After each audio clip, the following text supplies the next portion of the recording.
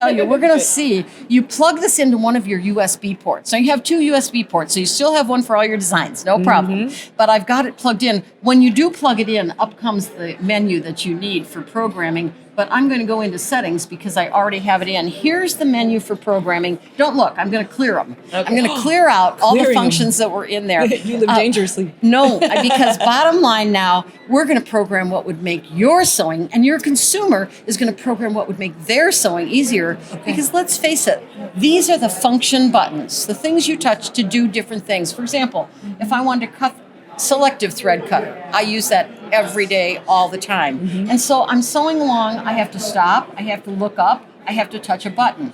Now I'm going to program, well look, let's put that into the left toggle. By the way, you don't step on the top of these gray things. We actually toggle this. Do you see how it toggles to the right like that? Not doing anything right now because I have nothing programmed. But let's program into our left toggle this cut function. So now, watch what happens. I'm sewing along. Remember, I'm using my foot and this is on the floor. Right. I'm sewing along, and basically when I stop, I don't even have to stop. I just touch that toggle. It stops, ties off, cuts, raises the presser foot, ready to go on to the next Raises the sewing. needle. And, So, All done with the presser foot. will that save you time? all done with the foot control. Foot control. All yeah. done with the foot control. Yeah. It doesn't disable these either if you want to go back and use these. And by the way, when you turn off your machine, when you take this epic2 to class or something, it remembers what you have programmed until you change the program.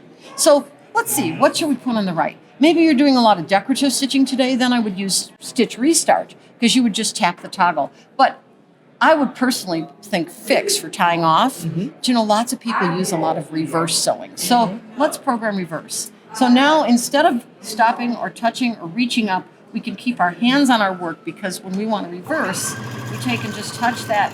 Do you see how we can go back and forth? That's so She's just touching it lightly with. I'm very lightly touching it, so you don't have to take your foot and move it a lot. You just simply. She's absolutely fabulous. Or if you want to go permanent reverse, touch it before you start sewing, and it'll go back. And you notice the lights come on, so you still have that option. But there we come down forward, and so now reverse is our right toggle. But we have one more. This is so fun. So we have five functions, you see, because we can touch. And I'm the going heel to suggest, kick function, right? Yeah, I would suggest that we use foot up and extra lift because this is when we tap the back or the part that's towards us actually with our heel.